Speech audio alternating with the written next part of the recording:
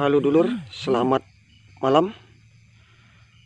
Pada malam ini bertepatan jam setengah 7 malam, yang mana pada hari ini juga saya akan melakukan pemupukan terhadap polong kecambah kelapa sawit yang saya semai.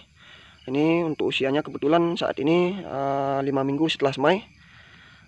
Memang dari semenjak persemaian saya belum melakukan pemupukan kimia sama sekali, begitu dulurku ya. Pada kali ini saya melakukan pemupukan malam hari. Memang waktu tersebut tepat bagi saya untuk melakukan pemupukan, karena memang ring untuk cuaca dingin saat kita melakukan pemupukan itu lebih panjang dibandingkan kita melakukan pemupukan di pagi hari maupun di siang hari. Ini boleh dilihat untuk perkembangannya. Saya melakukan pemupukan pada kali ini melakukan dengan 2 tahap sekaligus. Yang pertama sistem kocor, yang kedua sistem tabur, begitu dulurku ya. Kenapa saya melakukan sistem 2 tahap ini sekaligus? Karena menjaga agar nutrisi ini selalu terjamin untuk penyerapan unsur hara oleh tanaman bibit sawit kita. Karena memang di tempat saya ini curah hujannya cukup tinggi, sehingga unsur hara yang terkandung di dalam polybag ini terkikis. Maka yang pertama saya melakukan pemupukan sistem kocor, begitu dulurku ya. Yang kedua sistem tabur, itu saya menggunakan pupuk slow release, yang mana pupuk slow release ini untuk tahap pelepasan unsur haranya secara perlahan namun pasti. Itu yang saya lakukan, begitu dulurku ya. Selain karena saya pemula, saya juga untuk memperingankan pekerjaan saya. Karena memang saya belum melakukan pemupukan dengan urea sesuai dengan petunjuk di mana tempat kita melakukan pembelian bibit ini. Makanya saya sekarang melakukan dengan sistem kocor dan sistem tabur. Ayo kita langsung lihat saja. Namun pada saat kita melakukan pemupukan diusahakan jangan sampai terkena daripada daun bibit sawit kita. Makanya saya menyiapkan ada dia jarum suntik untuk nanti pengocoran daripada benih sawit kita. Nah, di sini boleh dilihat untuk rekomendasi pemupukan bibit yang disarankan oleh PT Bina Sawit Makmur ataupun PT Sampurna Agro Tbk. Ini dari Surijaya, tuh boleh dilihat. Kebetulan ini merek bibit saya jenis SK5 dari Surijaya juga, begitu dulu ya. Nah, di sini memang usia 4 minggu disarankan ureanya 8 gram yang dilarutkan dalam 5 liter air untuk 100 pokok atau 100 polybag. Kebetulan saya tidak melakukan hal itu karena memang media tanam yang saya siapkan ini menggunakan tambahan pupuk kompos, begitu dulurku ya. Apabila saya menggunakan tanah liat ataupun tanah kuning, maka wajib saya melakukan dengan pemupukan urea. Terus yang kedua, ini sama seperti usia bibit kita, usia di 5 minggu, penggunaan NPK 10 gram. Itu sama dilarutkan dalam 5 liter air untuk kebutuhan 100 pokok atau 100 polybag daripada semaian kita.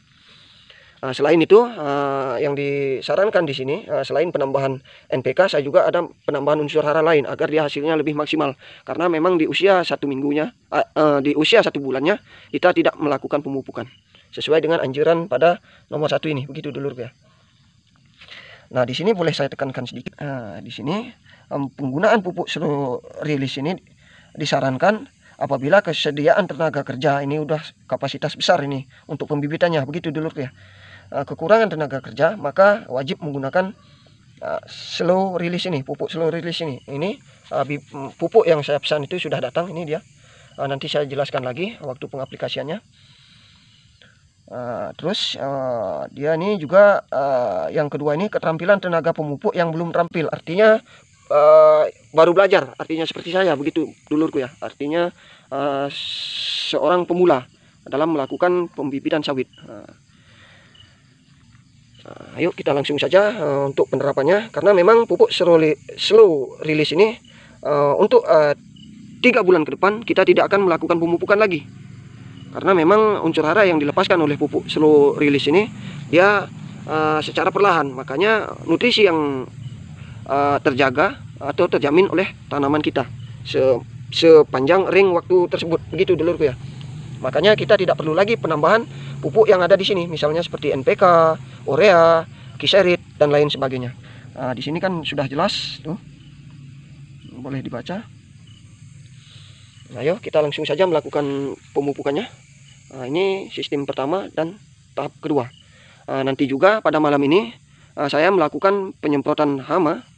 Saya campurkan dengan fungisida untuk menghalau daripada hama-hama pemakan daun ataupun fungisida yang menyebabkan daun daripada persemaian kita rusak atau gosong, gitu dulu ya.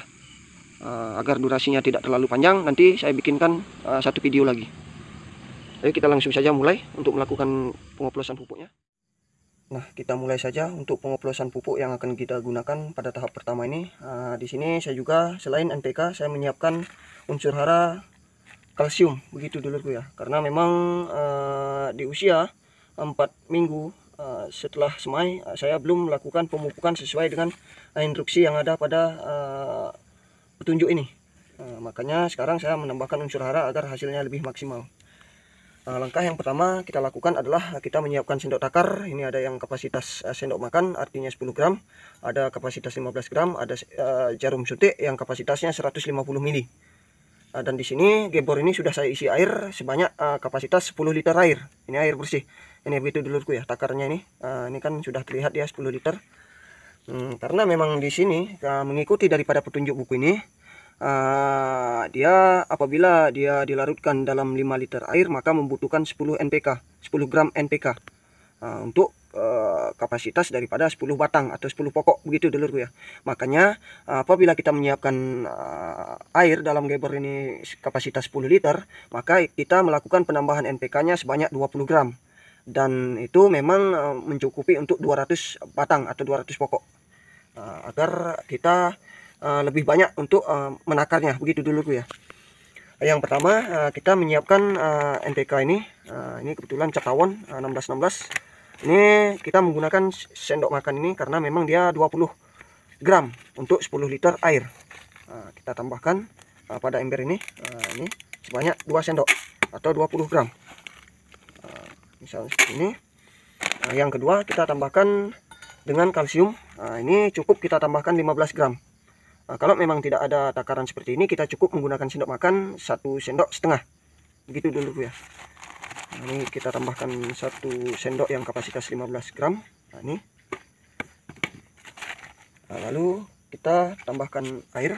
Ini tambahkan air yang ada pada gebor ini, begitu dulu ya, agar tepat dia memang 10 liter air. Kita aduk-aduk sampai rata agar pupuk ini dia larut sempurna dalam air. Karena memang pada video sebelumnya saya terapkan juga cara penanaman serta kita mempersiapkan media tanamnya. Itu ada pada video sebelumnya, itu boleh ditonton pada konten sebelumnya, begitu dulu ya. Pupuknya sudah larut, kita tuang ke dalam gebor ini, kapasitas air 10 liter ini, begitu dulu ya. Kita aduk-aduk sampai merata agar dia memang tercampur antara pupuk NPK-nya dan kalsiumnya. Setelah dia tercampur merata, kita cukup tuangkan ke ember kecil ini lagi agar mempermudah untuk pengambilan dengan menggunakan jarum suntik. Begitu dulu ya kurang lebih bentuk airnya. Karena memang kita menggunakan kapasitas 150 ml ini untuk 3 pokok, artinya 3 polybag. Setelah saya hitung di sini kapasitas 5 liter dia untuk 100 pokok. Berarti saya kalkulasikan 150 ml ini cukup dia 3 polybag. Begitu dulu ya. Kita cukup suntikan. Kita sedot dia sampai kapasitas 150 ml. Cukup. Ini kan kapasitas 150 ml. Begitu dulu ya. Ini 150 ml. Ini cukup kita gunakan 3 polybag. Karena memang kita menggunakan, saya sebagai pemula harus hati-hati, maka saya persiapkan jarum suntik ini agar tidak mengenai daripada daun daripada semaian bibit sawit kita. Ayo kita langsung saja terapkan. Kameranya coba mendekat ke sini. Contohnya seperti ini, boleh didekatkan kameranya. Ini kita cukup tekan sampai dia kapasitas 100. Misalnya seperti itu kan terlihat di batangnya, jangan sampai kita mengenai daunnya, begitu dulu ya. Terus yang kedua kita juga tekan ini sampai 50 mili. Tuh. Dan ini juga karena saya sampaikan tadi satu suntik jarum ini cukup dia 3 polybag. Gitu dulu ya. Cukup. Begitulah kurang lebih tahap pertama ini kita melakukan pemupukan. Saya lanjutkan dulu sampai selesai, baru nanti kita melakukan tahap pemupukan yang kedua, sistem tabur. Nah, ini dia dulur untuk tahap keduanya. Ini sangat mudah sekali pengaplikasiannya. Cukup kita taburkan ke areal daripada persemaian kita. Nanti caranya saya terapkan seperti apa. Namun sebaiknya saya jelaskan sedikit di sini tentang pupuk yang akan saya gunakan. Ini namanya pupuk Dekastar dengan kandungan 17%, 11%, dan 10%. Artinya untuk nitrogennya dia 17%, sedangkan fosfatnya dia 11% dan kaliumnya 10%. Nah, ini memang dia khususkan untuk di fase vegetatif, artinya masa pertumbuhan, begitu dulu tuh ya. Ada jenis pupuk Dekastar ini yang bermerek dagang Osmocote ini. Ada dia kadarnya untuk di fase generatif dan ada juga di fase pembuahan. Namun yang saya gunakan ini memang dia untuk khusus pertumbuhan, begitu dulu ya. Karena memang untuk pelepasan unsur hara daripada pupuk ini memang dia perlahan, namun dia pasti, sehingga nutrisi di dalam polybag ini untuk penyerapan daripada tanaman bibit sawit yang kita semai ini terjamin, begitu dulu ya. Ini cukup mudah sekali pengaplikasiannya. Ini cukup kita buka dulu. Untuk pengaplikasiannya kita cukup lubangi 3 sudut antara satu polybag ini, begitu dulu ya. Cukup berikan lubang sedikit karena ini memang penyerapannya perlahan, meskipun dia dalam kondisi pH tanah rendah sekalipun. Di sini kan di kemasannya sudah ada nih, saya baca tadi. Itu keuntungannya penggunaan daripada pupuk daripada Dekastar ini. Saya bacakan sedikit karena ini memang agak blur. Kehilangan hara akibat pencucian ataupun pengikatan oleh tanah diperkecil. Misalnya seperti yang saya sampaikan tadi, dia apabila terus-menerus terkena air hujan, maka untuk unsur hara yang ada pada polybag ini terkikis. Makanya kita menggunakan pupuk ini. Terus yang kedua, unsur hara selalu tersedia dalam segala keadaan, sekalipun dalam pH tanah itu rendah, begitu dulurku ya. Itu kan. Terus yang ketiga ini menghemat biaya. Memang pupuk ini kita beli dengan harga yang mahal, namun dia pemupukannya kan dalam waktu tempo yang sangat lama untuk penyediaan unsur hara pada tanaman kita. Dan juga yang terakhir ini menghemat daripada tenaga kerja, artinya meringankan daripada pekerjaan kita, begitu dulurku ya. Pupuk ini memang banyak digunakan dalam pembonsaian.